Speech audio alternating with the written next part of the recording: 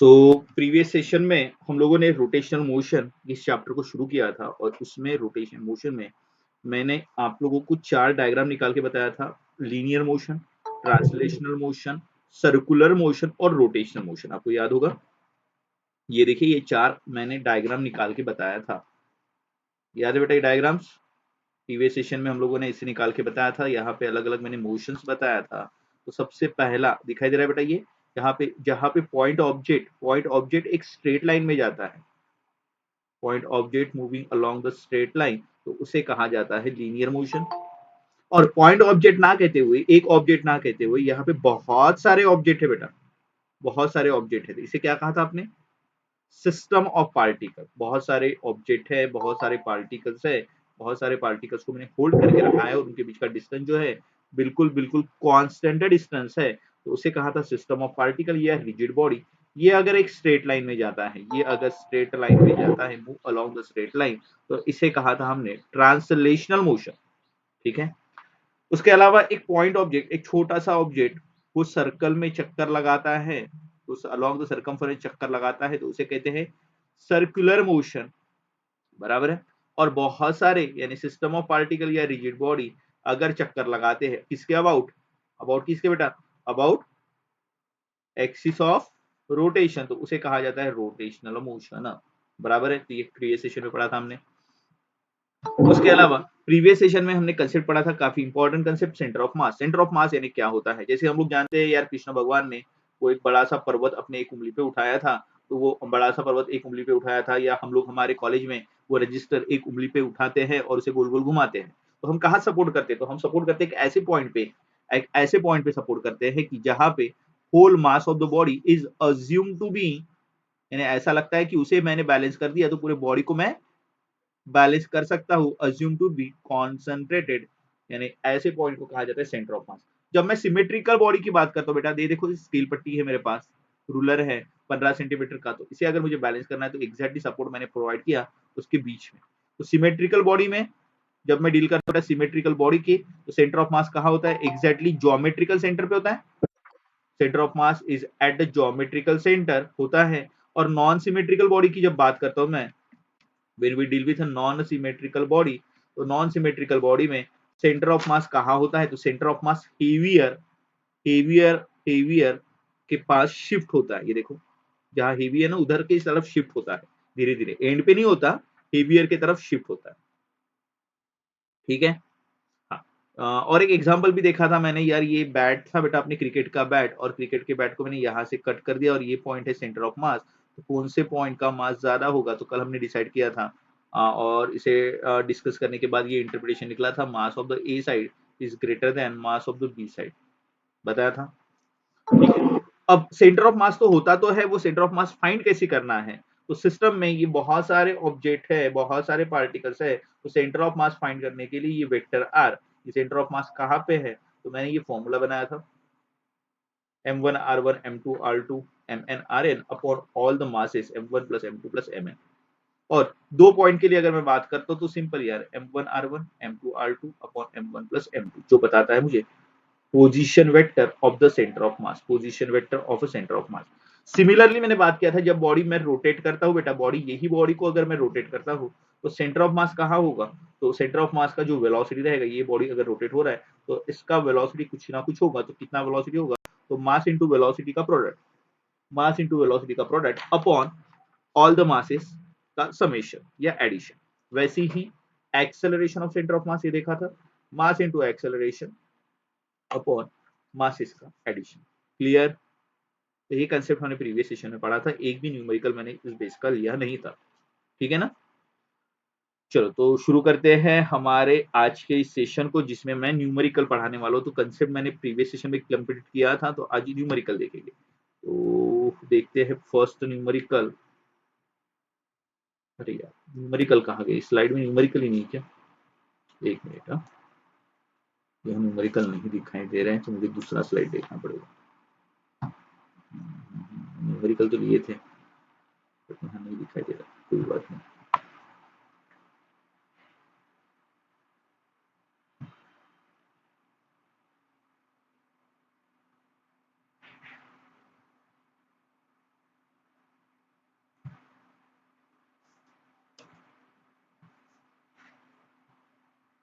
Yes, यहाँ पे okay. देखिए ये बेटा, ये पहला न्यूमेरिकल है आपके पास, आपके एरर लिस्ट में फर्स्ट न्यूमेरिकल यही है। ओके, चलो देखते हैं न्यूमेरिकल को सॉल्व करने की कोशिश करते हैं, क्या दिया हुआ है न्यूमेरिकल।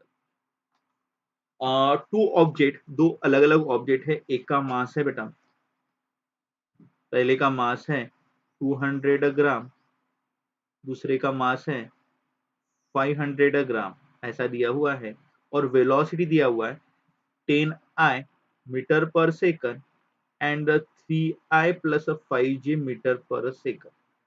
वेलोसिटी दिया है, पहले का वेलोसिटी कितना दिया बेटा, ये v1 बराबर है बेटा, ये v1 जो दिया हुआ है कौन से एक्सिस दिया हुआ है, आई आई यूनिट वेक्टर आई क्या इंडिकेट करता है बेटा, यूनिट वेक्टर आई इंडिकेट करता है हमें एक्स एक्सिस बताता है। ओके, और ये v2 दिया है, v2 वेक्टर ये अलोंग द प्लेन है, ये शायद प्लेन में है, ये अलोंग एक्स एक्सिस है, ये प्लेन में है, कौन से प्लेन में है, एक्स वाई प्लेन में। तो velocity at the centre of mass in metre per second is, तो वेलोसिटी कहाँ पे बेटा, सेंटर ऑफ मास पे, तो आपको फॉर्मूला याद है बेटा, velocity at the centre of मास का फॉर्मूला क्या है, तो ये है m1 v1 plus m2 v2 upon m1 plus m2, है क्या फॉर्मूला, हमने एक प्रीवियस सेशन में पढ़ा था। तो बस सिंपल वैल्यूज पुट करो बेटा, m1 का वैल्यू कितना 200 इंटू v1 का वैल्यू कितना 10i प्लस, हाँ बोलेंगे बेटा, यहाँ पे सॉल्व करेंगे जल्दी जल्दी जल्दी, यहाँ पे कितना 500 into 3i plus 5j, sorry 3i plus 5j ना,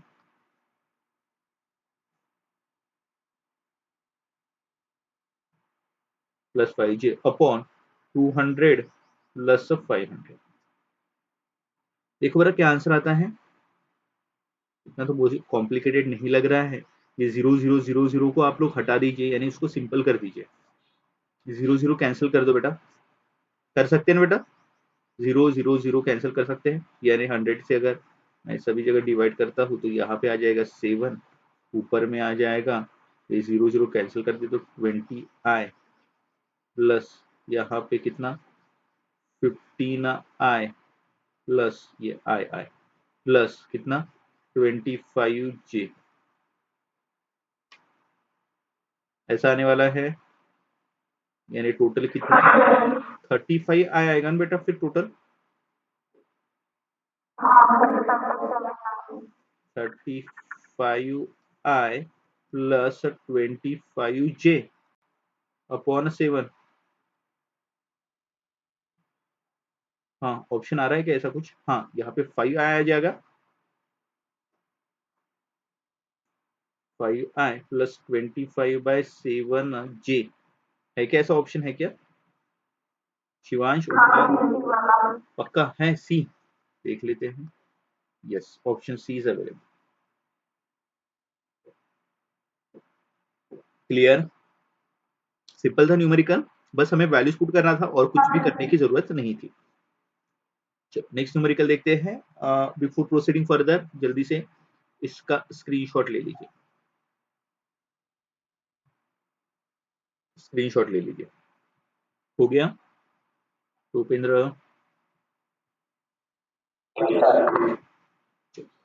देखो बेटा, where will be the centre of mass of combining the two masses, दो मास को मैं कंबाइन कर रहा हूं यहाँ पे, एक मास है स्मॉल m वाला और एक मास है कैपिटल M, एक मास है स्मॉल m और एक मास है कैपिटल M, तो इसका सेंटर ऑफ मास कहाँ रहेगा, आपको पता है बेटा सेंटर ऑफ मास कहाँ शिफ्ट होता है, शिफ्टेड टुवर्ड द हेवियर मास ना बेटा, यस, हाँ आर्यन याद है ना बेटा, हेवियर मास की तरफ शिफ्ट होता है, हेवियर मास कौन सा है, यानी आंसर क्या आएगा, ऑप्शन बी आएगा ना बेटा। अच्छा आर्यन ने तो एंट्री नहीं मारा था, आर्यन ने अभी एंट्री मारा। ओके, महेश महेश था शायद। हाँ नेक्स्ट, क्या दिया हुआ है न्यूमेरिकल को समझने की कोशिश करेंगे। Two spherical bodies of a mass, एक का मास है बेटा कैपिटल M, दूसरे का मास है 5m, and the radius r and 2r respectively are released in the free space, ठीक है, with the initial separation between their centers is equal to 12r. They are attract each other due to the gravitational force, ठीक है. Then the distance covered by the small body just before the collision is, collision होने के पहले, यानी एक दूसरे को attract कर रही है, तो एक दूसरे पे अट्रैक्ट कर रही है, तो वो कोलिजन होने के पहले स्मॉलर बॉडी कितना डिस्टेंस कवर्ड करेगी. तो मैं डायग्राम बता रहा हूँ, उससे समझने की कोशिश करते हैं. देखो यहाँ पे क्या दिया है, एक बॉडी है जिसका रेडियस है r, इसका रेडियस है r, और दूसरा बॉडी है उसका रेडियस है 5r. Okay, centre to centre कितना डिस्टेंस है इनका बेटा? सेंटर टू सेंटर इन्होंने बताया है यार, डिस्टेंस जो है from centre to the centre, centre to centre 12r. Okay, एक एक पॉइंट अच्छे समझेंगे बेटा. 12r.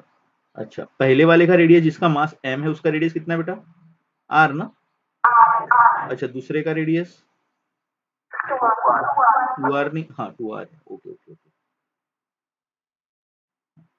दूसरे का रेडियस है आपका 2r. अच्छा, इनके बीच में कौन सा फोर्स एक्ट हो रहा है? Gravitational force. और दोनों एक दूसरे को क्या कर रहे हैं? खींच रहे हैं, बराबर है. इनके बीच में यानी ये m और 5m, इनके बीच में between m and 5m gravitational force, gravitational force, और दोनों एक दूसरे को खींच रहे हैं. तो एक दूसरे को खींच रहे हैं, अट्रैक्ट हो रहे हैं, और क्या कहा है आपको? डिस्टेंस पूछा है.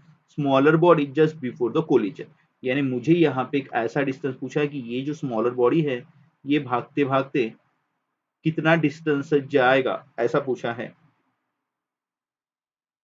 ठीक है ना. यानी ये यहाँ पे है, ये बॉडी मैं कंसिडर कर रहा हूँ, ये पॉइंट पे है, यहाँ से कितना डिस्टेंस सामने जाएगी x, ये डिस्टेंस मुझे पूछा है जहाँ पे इनका कोलिजन होने वाला है. ये पॉइंट ऑफ कोलिजन P, यहाँ शायद कोलिजन होगा. तो ये डिस्टेंस अगर x होगा तो रिमेनिंग डिस्टेंस कितना होगा बेटा?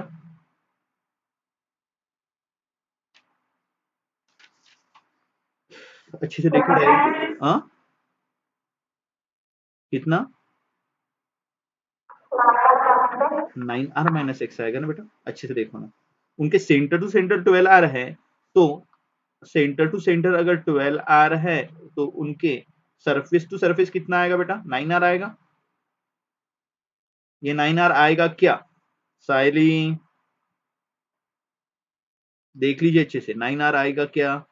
सेंटर टू सेंटर 12r है, तो 12r माइनस ये 2r, और ये r यानी 3r को सेपरेट कीजिए, कम कर दीजिए, तो 9r. तो ये डिस्टेंस अगर ये x सामने चलता है पॉइंट ऑफ कोलिजन की तरफ, तो ये रिमेनिंग वाला डिस्टेंस कितना रहेगा? 9 माइनस एक्स रहेगा क्या? हाँ. अब मुझे बताओ बेटा, यहाँ पे दोनों एक दूसरे को अट्रैक्ट कर रहे हैं, यानी ग्रेविटेशनल फोर्स सेम एक्ट हो रहा है, बराबर है. ग्रेविटेशनल फोर्स सेम एक्ट हो रहा है, यानी ऐसा एक पॉइंट यहाँ पे कोलिजन होगा. कोलिजन होगा यानी ग्रेविटेशनल फोर्स कैसे एक्ट होगा? तो सेम एक्ट हो रहा है. तो ऐसे पॉइंट पे, उस पॉइंट को मैं क्या कह सकता हूँ? सेंटर ऑफ मास कह सकता हूँ क्या बेटा? तो पोजीशन जहां पे म्यूचुअल अट्रैक्शन दोनों का क्या होगा? म्यूचुअल दोनों बॉडी मूव हो रही है under the mutual attraction, so their position of the centre of mass is unaffected. तो यहाँ पे मैं ये लिखूंगा, ये कितना डिस्टेंस आगे जा रहा है? तो ये m इंटू एक्स डिस्टेंस आगे जा रहा है, और दूसरा बॉडी कितना डिस्टेंस आगे जा रहा है? 5m इंटू कितना डिस्टेंस? 9 minus x. ये कंसेप्ट क्लियर है क्या? ये कैसे आया? या कंसेप्ट ये क्लियर नहीं होगा तो मैं दूसरे तरीके से बताता हूँ, देखो समझो. अच्छा, हाँ हाँ, 9r घ्यायला पाहिजे. तो एक मिनिट. एक हाँ 9R लेना था, इससे गड़बड़ हो गया।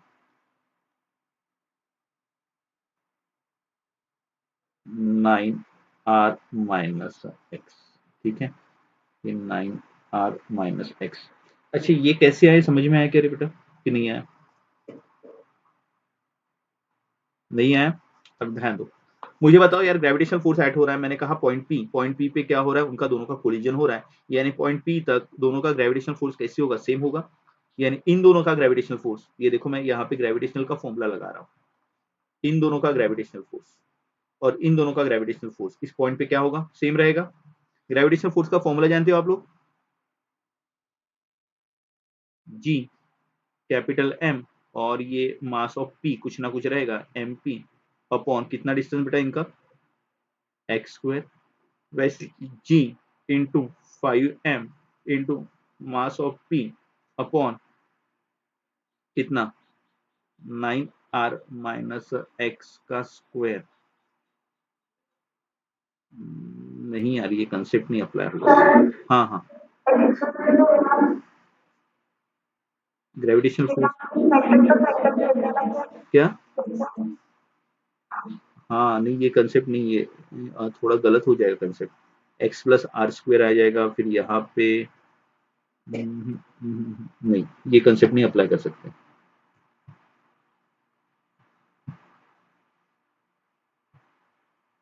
यहाँ पे सिंपल मुझे पोजीशन वेक्टर वाला ही कंसेप्ट बताना पड़ेगा, इस कंसेप्ट से गलत हो जाएगा।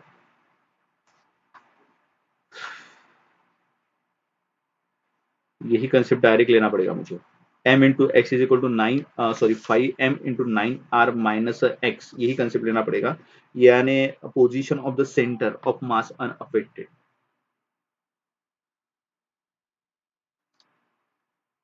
Position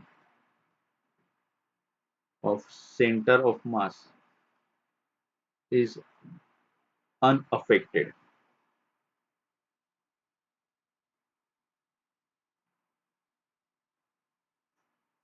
unaffected. सीसो पे बैठे हो क्या बेटा, सीसो पे बैठे हैं ना, हाँ, तो मुझे बताओ यार, एक साइड आयुषी बैठी है, एक साइड मधुरा बैठी है, ठीक है, क्या होगा बेटा, एक साइड आयुषी एक साइड मधुरा बैठी है, तो ये मधुरा नीचे जाएगी, आयुषी ऊपर जाएगी, या आयुषी कभी नीचे जाएगी तो मधुरा ऊपर जाएगी। और दिशा है क्या बेटा क्लास में अपनी, यस दिशा है क्या, बट वही तो देखना है मुझे, क्लास में है क्या, अच्छा दिशा इस क्लास में से गायब ही है, ओके, चलो कोई बात नहीं है, तो अपन क्या करेंगे, नैना है ना, नैना को यहाँ बिठा देंगे, ठीक है। मुझे बताओ यार, ये नैना पे, नैना कहाँ जाएगी बेटा, ऊपर जाएगी या नीचे जाएगी, जैसे जैसे मधुरा बेचारी नीचे ऊपर जा रही है, आयुषी भी नीचे ऊपर जा रही है, बट नैना कहीं जा सकती है क्या, ऊपर नीचे जा सकती है क्या, नहीं जा सकती, क्यों नहीं जा सकती, क्योंकि वो कहाँ पे बैठी है, नैना कहाँ पे बैठी है, नैना बोलेगी सर मैं तो घर में अपने चेयर में बैठी हुई है, सेंटर ऑफ मास पे, बराबर है, तो सेंटर ऑफ मास पे, सेंटर ऑफ मास पे पोजीशन ऑफ सेंटर ऑफ मास क्या होता है बेटा, अनअफेक्टेड, बराबर है, यानी after application of the force centre of mass move होता है क्या बेटा, जिसे मूवमेंट कहा जाता है, मूवमेंट ऑफ मास कहा जाता है, mass into distance, mass into distance that is the movement of mass, तो movement of mass centre of mass पे कितना होता है, जीरो होता है, ठीक है। तो उसी बेस पे हम लोगों ने ये इक्वेशन लिखा है, m into x is equal to 9 5m into 9R minus X. अब आप लोग आराम से इसे सॉल्व कर सकते हैं, आप लोग सॉल्व कर सकते हैं, शायद हमारे शिवांश ने इसे सॉल्व करके आंसर बता दिया है, हाँ शिवांश, हाँ, वैसे तो ऐसे कोई भी बता सकता है, ये सब बहुत ज्यादा कॉम्प्लिकेटेड कैलकुलेशन नहीं है अभी, तो m into x is equal to, ये इनका मल्टीप्लाई करते बेटा कितना आएगा, 45 m इंटू आर आएगा, minus 5m into X, minus 5m into X को इधर ट्रांसफर कर देंगे, कितना आ जाएगा 6 ये m x plus 5 m x is equal to 45 mr। कितना आ जाएगा यहाँ पे 6 mx is equal to 45 mr। ये m cancel, so x is equal to 45/6 into r। Clear?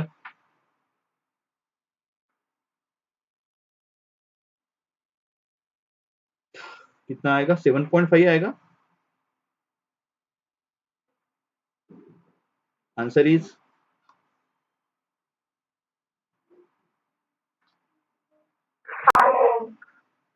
Shivansh ने यही निकाला था क्या बेटा?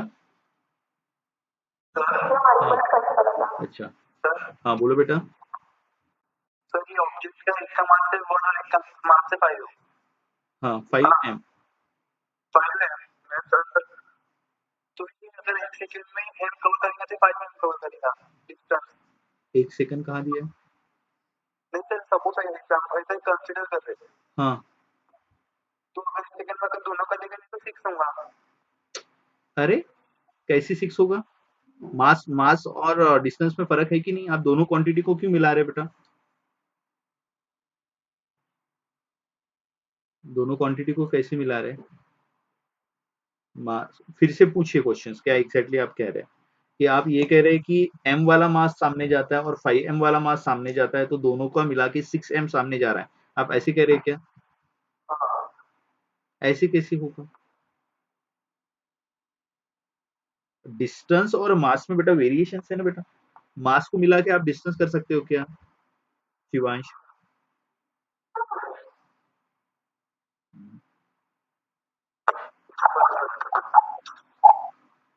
चलो एक काम करेंगे, स्क्रीनशॉट ले लेंगे बेटा इसको।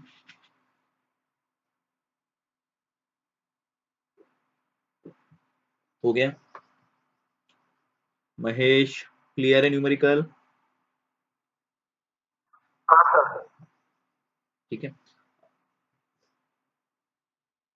देन सिंपल वाला न्यूमेरिकल है, centre of mass of the body is.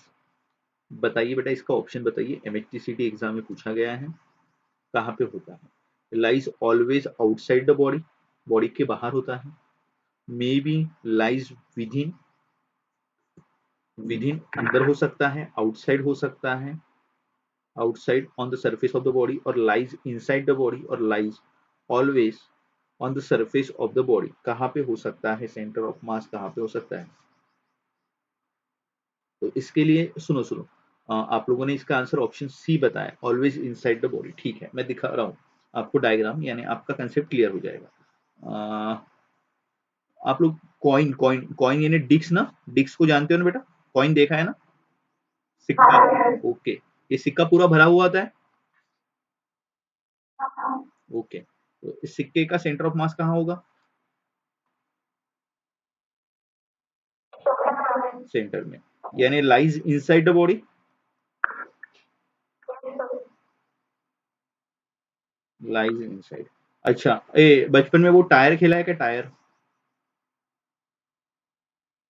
Tyre चला है क्या? टायर खेला है क्या कभी? हाँ खेला होगे, टायर खेला है या नहीं खेला? हाँ, ये टायर, अच्छा ये टायर ऐसा होता है ना बेटा, ये बीच में से क्या होता है, खाली होता है। हाँ, मुझे बताओ इसका सेंटर ऑफ मास कहाँ रहेगा? ये मेरे पास डिक्स और ये मेरे पास रिंग, इसका सेंटर ऑफ मास कहाँ रहेगा? बोलो बोलो बोलो। हाँ, इसका सेंटर ऑफ मास कहाँ रहेगा? यहाँ रहेगा ना? हाँ या ना? तो मुझे बताओ यार, ये सेंटर ऑफ मास बॉडी के अंदर में है या बॉडी के बाहर में है? बॉडी तो आउटसाइड है, बॉडी तो आउटसाइड है, तो यहाँ पे कहाँ दिखाई दे रहा है? लाइज।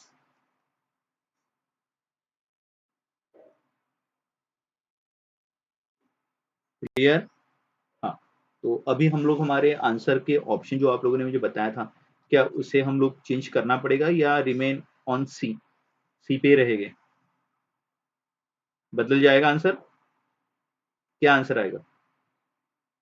तो सेंटर ऑफ मास कहाँ रह सकता है? तो सेंटर ऑफ मास बेटा आपका अंदर भी रह सकता है या बाहर भी रह सकता है, दोनों पॉसिबिलिटीज है, लाइज इनसाइड और lies outside the body. It is depend on, सुनो बेटा, it is depend on, centre of मास किसके ऊपर डिपेंड रहता है? तो मैंने आप लोगों को लिखा के दिया था, ये डिपेंड होता है shape and distribution of the body, रहता है कि sorry distribution of the particles, इसके ऊपर डिपेंड रहता है। Centre of mass depend on the distribution of the particles. ठीक है, तो इसका आंसर क्या आएगा अभी? Option B. हाँ, नेक्स्ट।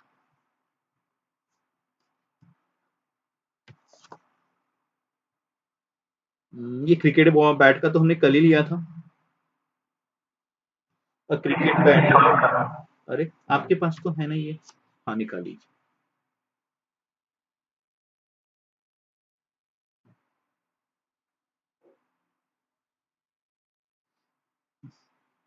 हो गया?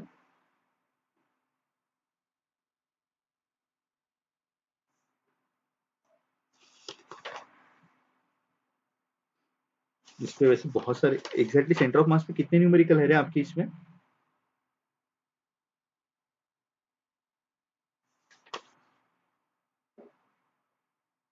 हाँ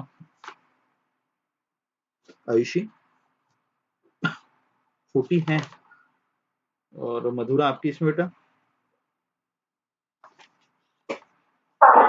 अच्छा एक काम करना मधुरा, ये सेंटर ऑफ मास के जो न्यूमेरिकल है ना, उसके प्रॉपर फोटो खींच के मुझे भेजना, प्रॉपर उसका पीडीएफ अगर भेज सकते हो तो अच्छी बात है, प्रॉपर भेजना। ये मुझे फिर वो कट करके मुझे यहाँ पे ऐसे उसको यूज करना है, इस वजह से प्रॉपर खींचना, आड़ी तिरछी मत खींचना। ठीक है मधुरा, इतना काम करना। ठीक है, और जो नेक्स्ट टॉपिक है उसके फिर मैं किसी और को बताऊंगा। चलो नेक्स्ट न्यूमेरिकल, चलो इस न्यूमेरिकल को हमने कल ही डिस्कस किया था। मैं आज इससे आप लोगों का आंसर एक्सपेक्ट कर रहा हूँ डायरेक्टली। क्या है? एक क्रिकेट बैट है जो कट किया गया है at the location of the centre of mass. ये क्रिकेट बैट था, इसे मैंने कट कर दिया, कहाँ पे? सेंटर ऑफ मास पे कट कर दिया, ये देखो यहाँ पे कट चलाया। तो क्या आंसर आएगा, जल्दी से बोलेंगे? हाँ, आंसर दे दिया है क्या मधुरा, आयुषी? हाँ, यस। तो बॉटम पीस, ये बॉटम वाला पीस है, इसका मास क्या होगा? तो bottom piece is a heavier और लार्जर मास। तो कल ही इस कंसेप्ट को हमने पढ़ा था। यश न्यूमेरिकल सॉल्व कर रहे हो, प्रैक्टिस कर रहे हो कि नहीं कर रहे हो? करते जाओ, और स्क्रीनशॉट ले लीजिए, इनको भी लेना है। ये कल ही वैसे डिस्कस किया था कंसेप्ट हमने। हो गया? Next, a carpet of mass small m made up of the inextensible material।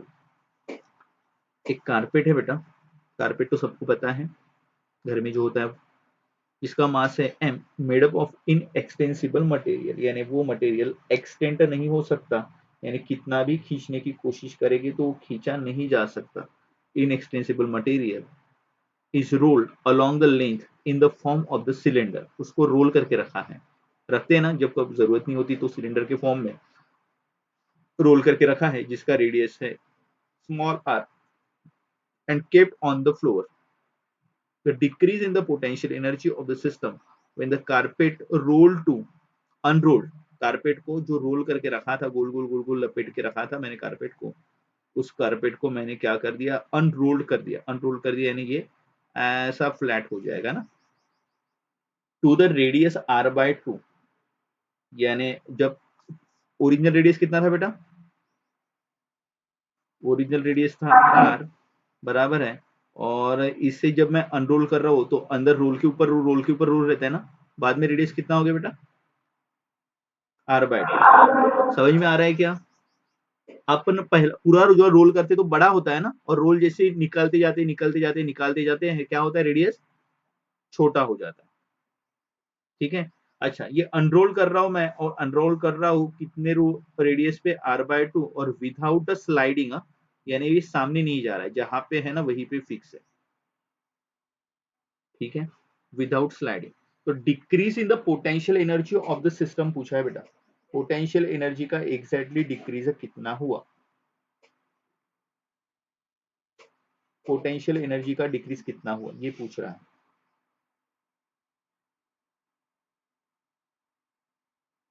हाँ, कैसे निकालेंगे?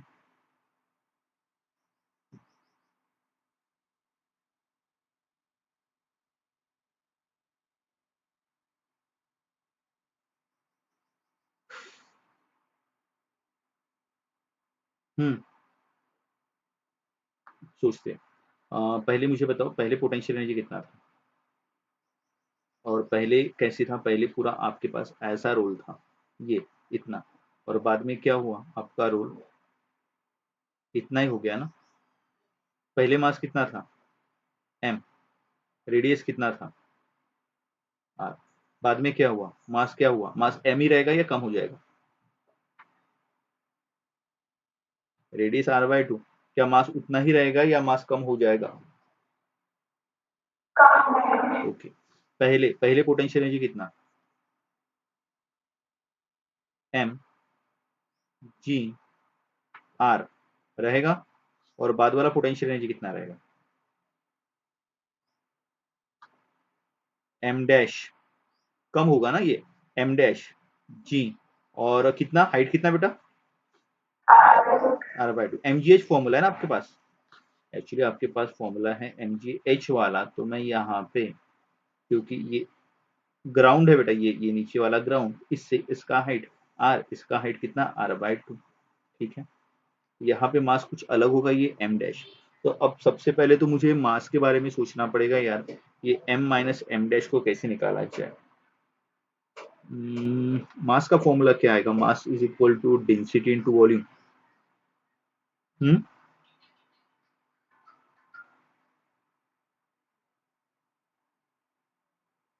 एग्जैक्टली मास कितना रोल ओवर होने के बाद मास कितना लेफ्ट होगा, ये अपने को देखना है।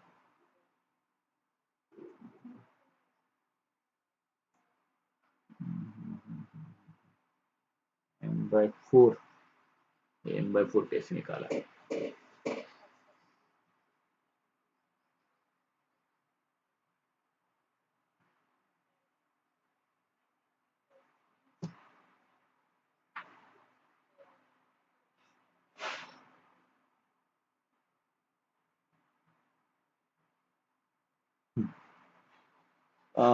कंसेप्ट को समझने की कोशिश करते हैं, क्या कह रहे हैं।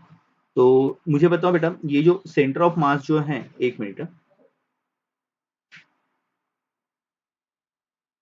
सेंटर ऑफ मास कांस्टेंट है बेटा दोनों केस में। तो पहले का मास कितना, मास m, और पहले ने कुछ डिस्टेंस कवर किया होगा, कितना डिस्टेंस कवर किया होगा, जो कोई भी मैं डिस्टेंस कंसीडर कर रहा हूँ। तो पहले ने, अगर ये पहले कारपेट अगर मास m था, और अगर इसने डिस्टेंस कवर किया होता, तो कितना डिस्टेंस कवर किया होता।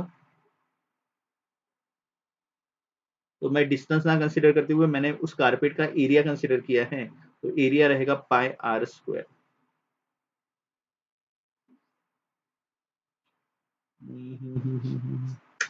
नहीं यार, कंसेप्ट में कुछ गलत हो रहा है, अप्लाई नहीं हो पा रहा है। m minus M dash,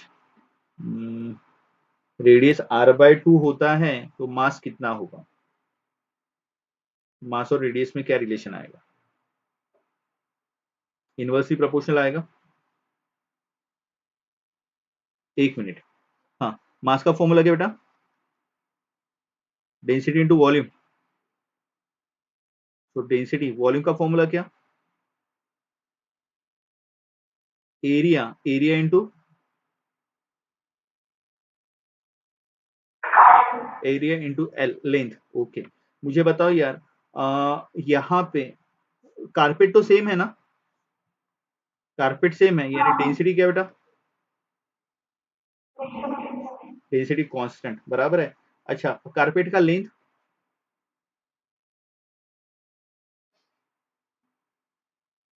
carpet का लेंथ भी कांस्टेंट रहेगा। हाँ, तो मुझे बताओ यहाँ पे क्या चेंज हो रहा है एग्जैक्टली, यहाँ पे एरिया चेंज हो रहा है, यानी मास किसके ऊपर डिपेंड है, mass is depend on the area. हाँ, इधर देखेंगे अब कंसेप्ट बन जाएगा। तो मुझे बताओ, पहले मास कितना था, m1, बराबर है। बाद में मास m2, पहले एरिया A1, बाद में एरिया A2। ओके, तो मुझे बताओ, यहाँ से मुझे m2 निकालना है ना पहले, तो m2 इज इक्वल टू क्या आएगा, m1 into A2 upon A1। A2 यानी क्या बेटा, मुझे बताओ ये एरिया कौन सा दिखाई दे रहा है, उसको मैं साइड से देख रहा हूं तो सर्कल ना, पाई r2 square upon pi r1 square. Clear है क्या? हाँ, क्योंकि मैं इसे साइड व्यू से देख रहा हूँ, तो वो मुझे सिलेंडर को मैं साइड व्यू से देख रहा हूँ, जो लंबाई जो रहेगी, यानी ये ऐसा वाला लंबाई नहीं कि ये बात कर रहा हूँ मैं, इसे अगर मैं साइड व्यू से बताता हूँ, ये तो एल तो कांस्टेंट ही होगा, तो मैं आधा निकालूं या पूरा निकालूं, उसको अनरोल करूं, वो सेम ही रहेगा। ठीक है, तो इस बेस पे क्या आएगा आपका, m2 is equal to m/4 आएगा क्या, r2 का वैल्यू कितना है, इसे एक काम करता हूँ, मैं इसे फिर से बताता हूँ न्यूमेरिकल को। यहाँ पे बहुत सारा ये हो चुका है, तो इसको मैं फिर से रिपीट करता हूँ। ठीक है, इस सबको मैं हटा देता हूँ, फिर से न्यूमेरिकल को मैं एक बार फिर से बता दूँ, क्योंकि हमारे टेक्स्ट बुक में तो कुछ प्रॉपरली दिया नहीं है, इसे पूरा हटा देता हूँ, ये हटना चाहिए ये।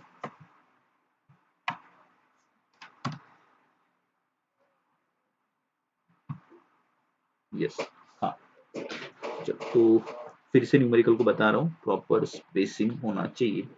ये कारपेट है मेरे पास लपेटा हुआ, ठीक है, ये ऐसा ऐसा बड़ा सा कारपेट, ठीक है, ये स्टेज नंबर 1। ठीक, कितना रेडियस,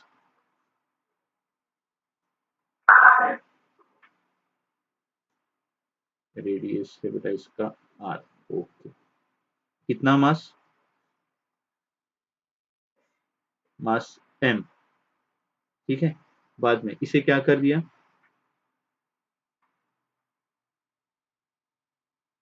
अनरोल्ड, अनरोल्ड कर दिया, क्या हो गया, पर पूरा का पूरा अनरोल नहीं किया है, ऐसा ऐसा अनरोल कर दिया ना।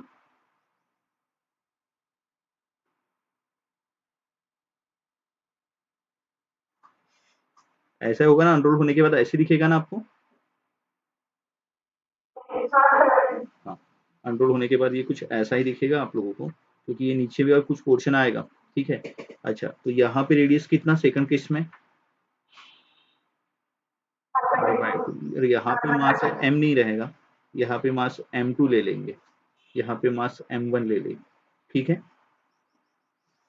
अब देखो यहाँ पे पोटेंशियल एनर्जी कितना, m1, पोटेंशियल एनर्जी का formula m1 g h1, h1 यानी क्या, मैं ले रहा हूँ r, यहाँ पोटेंशियल एनर्जी कितना, m2 g h2, हाइट यानी कितना, r/2। क्लियर है बेटा, पोटेंशियल एनर्जी का फॉर्मूला आपको पता होना चाहिए, mgh। क्लियर, हाँ।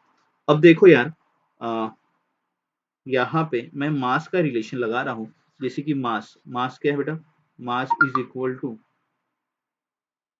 डेंसिटी इनटू वॉल्यूम ना,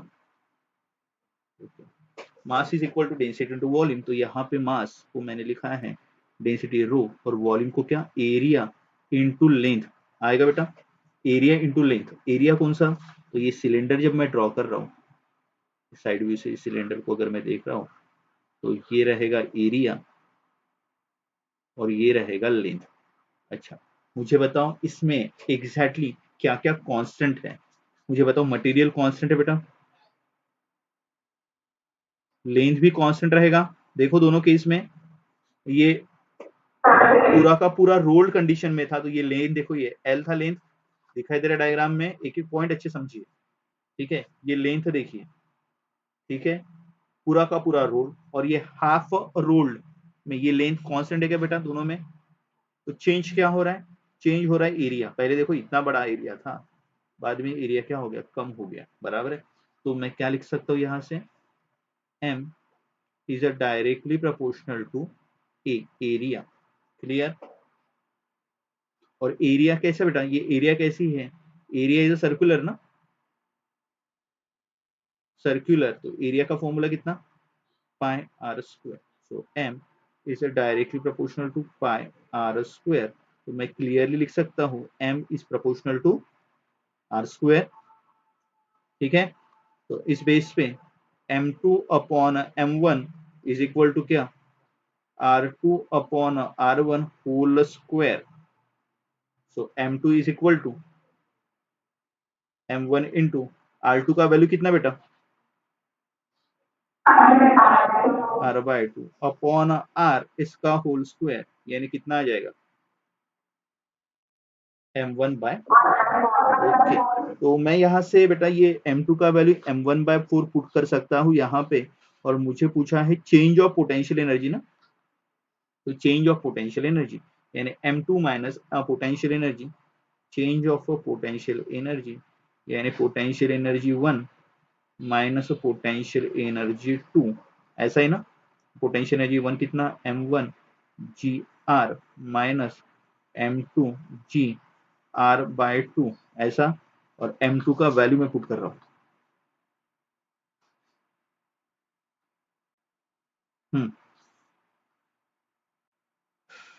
m1 जी आर माइनस क्या आएगा, m1/4 जी इंटू r/2।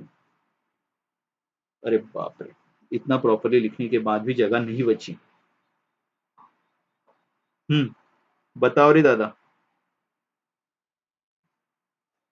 क्या आएगा, इसमें कॉमन जो टर्म्स है वो निकाल लीजिए बाहर।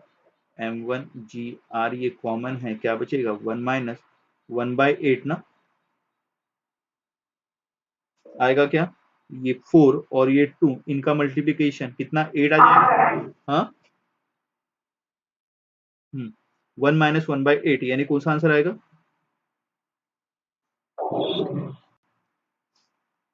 7/8 m1 G R, option C. Numerical clear है यार। ये न्यूमेरिकल में मुझे यही समझ में आया नहीं आ रहा है, इस सेंटर ऑफ मास का कंसेप्ट कहाँ अप्लाई हो रहा है।